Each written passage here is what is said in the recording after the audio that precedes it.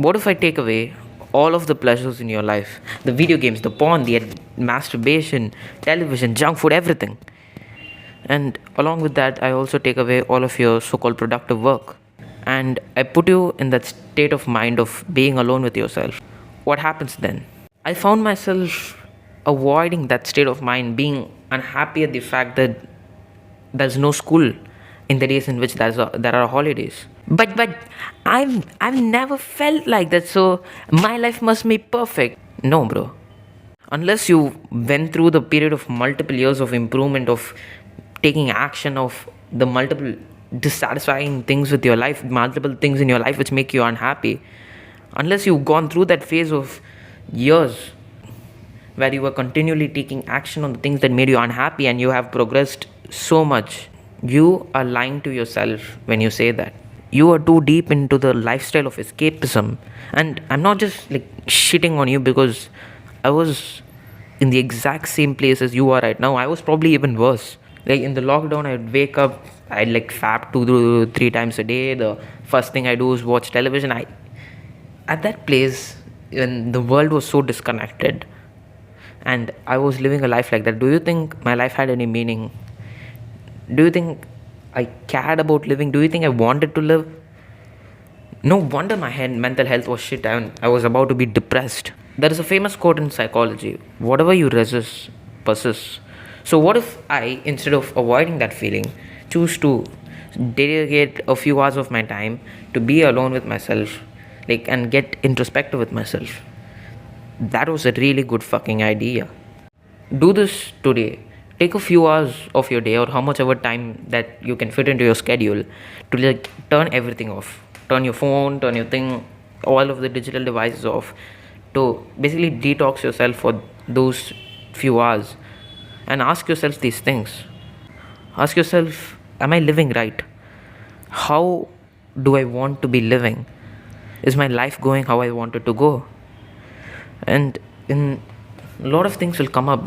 A lot of things, because they've always been in your mind, haven't they? And you'll be able to pinpoint some stuff which are making you unhappy. For me, I was able to pinpoint a lot of stuff which were making me unhappy. A lot of stuff which caused me dissatisfaction. And as you think more and more about these things, think, what would better look like? What would an ideal life look like? Ideal life, not in the situations, circumstances. What is an ideal life look like in terms of your actions, in terms of what you do on a day-to-day basis? This is quite a detailed process, but at the end of this, you'll have the life you have and then the life you want. Think to yourself, what are the major actions that you can take in order to go from the life you have to the life you want? Because another analogy that will be helpful here is, when you go to the gym, what are the exercises that you're avoiding the most? It'll be like the free weight compound movements, right? But what are the exercises that will help you the most? It is the free weight compound movements. And throughout this entire process, look out for that feeling of resistance and discomfort in yourself, where you're like, I don't want to really do this, and then go deeper into that. And even in this step, what are the major actions?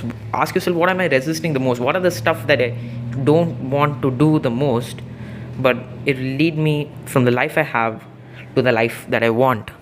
For me, it was the feeling that the work I was doing wasn't leading to anywhere. I wasn't seeing progress in my life. I wasn't living up to that monk mode level productivity, that image that I have in my mind with my actions. It seemed like I was trying to do stuff, I was trying to make progress, but my energy was leaking out through distractions, and I wasn't able to laser beam focus into something.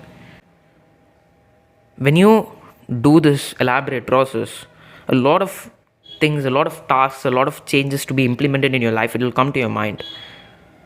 Your journey forward with these things in your mind, these things in your notebook, it's not going to be perfect.